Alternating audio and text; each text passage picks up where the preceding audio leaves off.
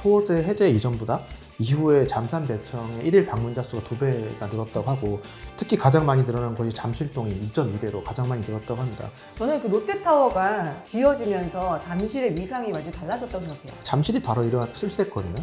병원과의 거리 측면에서 비교 우위가 있는 지역 중 하나라고 생각하고요. 실제 강남구 서초 구의 평당 시세와 잠실 동의 평당 시세가 거의 근접한 상황까지 올라온 걸 볼 수 있습니다. 집이면 집, 땅이면 땅. 당신의 부동산 고민을 해결해 드립니다. 집당지성 MC 월천대사 이주연입니다. 자, 토어제가 풀린 지금 시점, 시장이 어떻게 돌아가고 있는지 데이터를 전문으로 분석하는 삼토시 작가님 모시고 이야기 나눠보도록 하겠습니다. 안녕하세요. 안녕하세요. 반갑습니다. 자금력 있는 수요자들은요, 이 강남권 집중 투자를 하고 있거든요. 어디가 얼마나 지금 현재 올랐을까요? 일단 호객 노노를 보니까 토어제 해제 이전보다 이후에 잠산 대청의 1일 방문자 수가 2배가 늘었다고 하고, 특히 가장 많이 늘어난 것이 잠실동이 2.2배로 가장 많이 늘었다고 합니다. 근데 신기하게도 이제 부동산 R114 기준 평당 시세 상승률을 보니까 잠실이 플러스 0.6%로 가장 높다고 하더라고요. 약간 호객 노노에 가장 많이 방문하는 데로 이 상승률도 가장 높은 게 잠실로 드러났고, 그다음 대치 0.42%, 청담 0.27%, 삼성 0.17% 순으로 올랐는데, 그 토어제 해제와 직접적인 연관이 없는 서초구가 같은 기간 0.21% 올랐거든요. 그런 걸 감안하면은 아무래도 잠산 대청이 좀 더 올랐기 때문에 토어제 해제가 잠산 대청이 상승을 이끌었다고 봐도 무방할 것 같고, 특히 그 방문자 수가 좀 눈여겨보는 게 잠실 안에서도 엘스가 무려 4.4배가 늘었고 리센츠가 2.2배로 늘었기 때문에 같은 가격대에 엘스 리센츠에서 엘스가 훨씬 방문이 많았다는 것 자체가 투자 수요 유입이 급격히 이루어지고 있다고 좀 판단이 됩니다.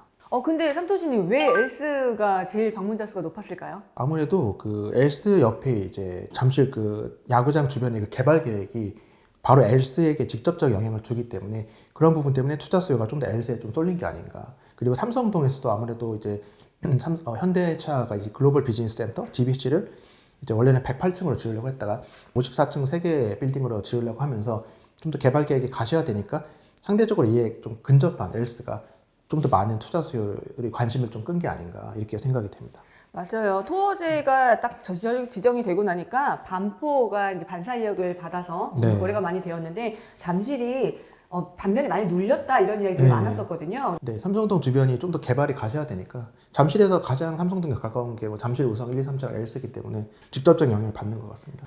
저희가요 이 강남 핵심지 토어제로 묶이면서 반사이익을 받았던 곳들이 또 있거든요. 반사이익이 있었으니까 또 혼자 치고 나갔잖아요. 네. 가격 조정 있을 수 있을까요? 사실 지금 반포가 마찬가지로 잠실 못지않게 오르는 현상이 발생하고 있거든요. 사실은 지금까지는 반포가 반사이익을 받았다고 생각했는데 지금 풀리고 대치나 잠실이 무섭게 치고 오르지만 반포도 못지않게 오르는 모습이 그만큼 입지 경쟁력에 또 보여주는 게 아닌가 싶고, 사실 아까 말씀드린 제가 해당 기간 토지거래 허가제 해제 이후에 그 평당 시세 상승률을 잠실 0.6%, 뭐 대치 0.42% 말씀을 드렸는데 보니까 반포가 같은 기간에 0.23%, 개포가 0.26% 올랐거든요. 그걸만 보면은 잠실이랑 대치가 좀 더 올랐으니까 반포 개포가 그래도 덜 올랐느라 생각할 수 있지만 그 연초 대비해서 상승률을 봤더니 잠실이 0.64%, 대치는 1.44% 올랐는데 반포는 2.5%, 개포는 2.6% 올랐더라고요. 그러니까 이미 연초부터 토지거래 허가 해제 직전까지는 반포랑 개포가 워낙 많이 올랐기 때문에 이 반사이익을 받았던 것들이 조정이 받는 게 아니라 동반 상승하는 추세는 좀 유지되고 있는 것 같습니다. 그럼 현재 강남 쪽 집값만 오르고 있나라고 봤더니요 아니더라고요. 네. 예, 집값 상승이 한강변을 타고 이제 마용성도 다시 불이 붙기 시작했는데요. 이번 달만 성수동, 효창동, 염리동 등이 정말 릴레이 신고가가 연달아서 또 이제 바톤 터치를 하고 있어요. 왜 이런 현상이 일어나는 걸까요? 사실은 그 지금까지는 그 토어제 해제 이후에 동남권만 오르는 걸 말씀하신 대로인데 그 퍼지고 있는 사실은 앞으로 이제 공급이 감소된다는 사실이 굉장히 언론과 기관을 통해 많이 유포가 됐고 많은 분들이 인지를 하고 있기 때문에 그런 선침의 효과 앞으로 지금 집을 사지 않으면 나중에 공급 감소 때 더 전월세가가 오를 것이기 때문에 집 사기가 더 어려워질 것이라는 인식이 좀 많이 팽배해졌기 때문에 그런 갭매역 현상이 일어나고 있는 게 아닌가 생각이 됩니다. 그러면요, 저희가 지금 10년 동안 많은 새로운 입지가 신축이 들어오는 사이즈에 따라서 약간 변화가 있었던 걸 느꼈어요. 얘는 마용성 광이라고 했는데 네. 사실 광진구 최근 10년에는 조금 주춤하지 않았습니까? 특히나 네. 최근 5년에는. 이런 것들 보면 앞으로 향후 입지 우선순위가 바뀔 수도 있다고 생각하세요? 바뀌는 부분도 있고 안 바뀌는 부분도 있다고 생각하는데, 첫 번째는 그 직주 근접 여전히 제일 중요하다고 생각하거든요. 제가 그렇게 생각하는 이유가 사실 좀 길게 봤을 때 여학생 학력이 좀 계속 상승을 하고 있습니다. 맞아요. 여학생 공부 너무 잘해요. 예, 그 부분은 간과할 수 없는 게 2005년경부터 여학생의 그 대학 진학률이 남학생을 추월하기 시작했고 조금씩 그 차이를 벌려나가고 있거든요. 그 학생들이 이제 대학교 진학하고 이제 졸업하고 그 이후쯤 2011년경부터 20대 여성의 고용률이 20대 남성을 추월하기 시작했고 그 차이를 조금씩 벌려나가고 있습니다. 네. 이것이 의미하는 바는 결국은 결혼을 하게 되더라도 맞벌이 부부가 늘어날 수밖에 없는 거거든요. 여성의 학력이나 고용률이 올라가기 때문에 결혼해도 맞벌이가 늘고, 그래서 직주근접이 더 직주근접이 중요해요. 엄청 중요하죠. 예. 예전에는 맞벌이가 더 적었으면 이제 남성의 직장의 근처의 주거지가 인기가 많았다면 이제 두 명이 다 직장에 충족할 만한 주거지가 인기를 얻을 수밖에 없게 되고, 그런 측면에서 봤을 때는 직주근접이 지금도 중요하지만 점점 더 중요해질 수밖에 없다, 이렇게 생각하고요. 맞아요. 맞벌이 부부 같은 경우는 특히 여성한테 직주근접 너무너무 중요하거든요. 맞습니다. 예. 네. 아무래도 좀 더 여성 쪽에 맞추는 그 주거지 선택이 이루어지기 때문에 직주근접 중요한 것 같고요. 제일 애매한 부분이 학군인데 말들이 많죠. 네. 네, 학력 인구 감소로 이제 학군이 인기가 떨어질 것이다 하지만, 저는 이제 부모가 된 분들은 더 많이 공감하실 것 같은데, 이제 자녀가 있으면 좀 온전히 이제 자녀에게 좀 집중하게 되기 때문에 학력 인구 감소하면 문제가 생기는 건 저는 오히려 비학군지라고 생각하거든요. 비학군지는 더더욱 학력 인구 감소가 더 가팔라지기 때문에 자녀가 있는 가구들은 비학군지에서 학군지로 좀 더 이동을 할 수밖에 없는, 비학군지 인프라가 무너지기 때문에. 그래서 오히려 학군의 중요성이 아직도 떨어지지 않다, 그렇게 중요하다고 보여지고요. 실제로 굉장히 많은 지역의 폐교가 지금 진행되고 있는데, 맞습니다. 예. 서울 강남 서초 초등학교는 4분의 1이 여전히 과밀인 상태고, 실제 서울의 학생 수가 줄고 있지만 서울 전체 학생 수 대비 강남 서초구의 학생 수 비율은 올라가고 있습니다. 그런 것들이 역시 학군에서도 쏠림 현상이 좀 발생하고 있기 때문에 여전히 학군지가 아직도 유망하다고 저는 생각하고요. 다만 이제 앞으로 변화의 문제인데, 소위 말하는 영행 리치가 되게 늘었어요. 유튜버나 뭐 일타 강사 이런 측면. 예전에는 백화점 VIP들이 기업체 대표는 연예인들이 많았다면, 지금은 백화점 VIP에 많이 늘어난 비중이 아까 말씀드린 유튜버나 일타 강사 쪽 비중이 많이 들어가는데, 이분들이 좀 젊거든요. 기존의 VIP보다. 그리고 이분들이 선호하는 입지가 뭔가 했을 때 좀 쇼핑하기 좋은 입지. 슬세권. 네, 슬세권 맞죠. 그런 쪽 예전보다 인기가 더 올라갈 것이라고 본 거고, 또 하나는 마지막으로 말씀드린 건 이제 초고령화 사회에 우리나라가 진입을 하게 되면서 대형병원 주변 주거지가 점점 인기를 끌게 될 것이라고 생각합니다. 제가 2년 전에 일본에 좀 오래 있던 경험이 있었는데, 우리나라보다 사이렌 소리가 많이 들리더라고요. 가만히 있어 보니까. 그러니까 우리나라보다 먼저 고령화 사회, 초고령화 사회에 진입하다 보니까 아픈 분들이 많은 거죠. 그러다 보니까 그 총각을 다투는 그 병원과의 거리가, 주거지에서 병원과의 거리가 되게 중요한, 제 주변에도 그 이대 목동병원 바로 앞에 사셔서 그 목숨을 건지신 분도 계시고, 또 한 분은 병원과의 거리가 너무 멀어서 이 병원 이송 중에 돌아가신 분도 계셨거든요. 그런 사례를 봤을 때 앞으로 고령화 인구가 늘수록 이제 병원과의 거리가 가까운 주거지가 인기를 끌 것이다. 그런 부분 입지 변화를 좀 이끌지 않을까, 이렇게 생각을 합니다. 그래서 은퇴를 앞두고 이제 전원 생활을 꿈꾸시면서 좀 외곽으로 알아보시고 집도 줄여서 나가셨다가 네. 병원 다니기가 너무 힘든 거예요. 맞습니다. 제 주변에도 돈이 좀 많으신 은퇴자분들이 오히려 뭐 삼성병원 주변이나 약간 몰리시는 경향이 있더라고요. 그래서 그런 부분이 고령화가 점점 느니까 입지 변화에도 입지 가중치가 높아질 것 같습니다. 제가 쭉 정리를 해보니까요. 그러면 이런 곳을 다 충족하는 곳이 어디일까요?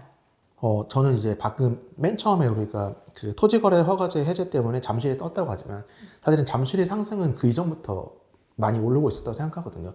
잠실이 바로 이러한 슬세권이나 병원과의 거리 측면에서 비교 우위가 있는 지역 중 하나라고 생각을 하고요. 실제 한 2014년부터 잠실동의 평당 시세를 추적해 보면 강남구 서초구의 평당 시세보다 떨어졌었거든요.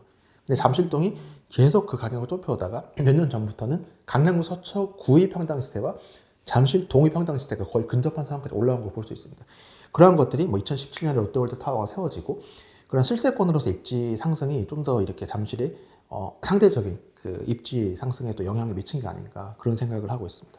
저는 그 롯데타워가 지어지면서 잠실의 위상이 완전히 달라졌다고 생각해요. 맞습니다. 모든 관광객들이 무조건 오고 특히 롯데타워에 그 롯데의 지주사 임원분들이 실제로 사세요. 그러니까 더 신경을 많이 쓴대요. 네네. 정말 뭐 MD 구성이나 맛집이나 이런 것들. 실제 제가 알기로 잠실 롯데백화점의 그 매출 순위가 많이 올라온 걸로 알고 있습니다. 명품 순위가요 뒤바뀔 뻔했었대요. 아, 예, 그 그래서 정도로. 이제 신세계에서도 바짝 긴장하시고 네네. 또 여러 가지 MD 상품 더 구성하시고 좀 하셨다고 리뉴얼 하셨다고 말씀을 좀 뒤에서 전해 들었거든요. 네네. 마지막으로요 올해 서울 부동산이 중장기적으로 지금 이제 토호제도 풀렸고 갑자기 이슈가 생겼는데요. 어떻게 흘러갈지 사실 너무너무 궁금하신 것 같아요. 첫 번째는 토지거래 허가제가 이제 해제가 되면서 집값이 사실은 이제 둔촌주공에 둔촌 올림픽 파크 포레원이 입주를 하고 그 이후에도 뭐 반포, 이문, 장위, 휘경 등에서 계속 올해 대단지가 계속 입주를 하기 때문에 그러한 시장의 출렁거림이 있을 것이다. 그때를 활용해서 상급지 입성의 기회로 삼았으면 좋겠다는 게 책의 요지였는데 토지거래 허가제가 해제가 되면서 생각보다 빨리 상급지가 좀 튀어버리는 상황이 발생을 했습니다. 근데 하지만 한편으로는 그 비상계엄 얘기도 안 할 수가 없는 게 비상계엄 때문에 이제 우리나라 환율이 좀 많이 안 좋은 상황이죠. 그래서 건설자재가 수입하는 단가가 더 올라버리기 때문에 앞으로 공사비가 많이 올랐지만 또 오를 수밖에 없는 상황이 발생하면 그러면 무슨 문제가 생기냐면 신축 공급이 더 줄어들 수밖에 없는 상황이 발생합니다. 그런 측면에서 봤을 때는 상급지는 많이 뛰었지만 상급지의 뒤를 잇는 중상급지나 중급지는 사실은 이 향후 공급 감소가 더 큰 폭으로 이루어질 가능성이 높아졌기 때문에 상급지를 따라서 움직일 가능성이 높다고 생각이 되거든요. 실제로 그 서울의 전세가율이 제가 그 부동산의 버블을 판단할 때 주택구입 부담지수와 전세가율을 보고 있는데 주택구입 부담지수는 아직 그 2024년 3분기까지만 나왔기 때문에 현재 상황과 좀 동떨어져 있기 때문에 전세가율을 보면 현재 전세가율이 서울이 54%로 중장기 평균이랑 똑같거든요. 그런 상황에서 앞으로 공급 감소가 좀 예상이 되어 있다. 그렇다면 전세가율도 중장기 평균 수준이지만 이게 더 오를 가능성이 높아지기 때문에 그걸 매매가를 자극시킬 수 있거든요. 그런 측면에서 봤을 때는 이 책에서 언급을 했지만 중장기적인 시선은 저는 크게 안 바뀌었고요. 왜냐하면 중장기적으로 이제 공급 감소가 이제 상방 압력을 가해줄 것이라고 보고 있기 때문에 다만 단기적으로는 입주장을 출렁거림을 활용해서 상급지를 갈아타길 말씀을 드렸지만 상급지가 먼저 튀어 올랐기 때문에 단기적으로는 상급지로 지금 무리해서 갈아타기보다는 좀 스텝 바이 스텝으로 올라가시는 게 좀 더 좋다는 생각을 하고 있습니다. 25년 시작하자마자 굵직굵직한 이슈들이 많이 있었습니다. 다음 2부에서도 다음 선거와 정치 문제도 한번 아울러서 어떻게 변화가 일어날지 예측해보는 시간 갖도록 하겠습니다. 오늘의 지성인 삼토시 작가님 모시고 이야기 나눠봤습니다.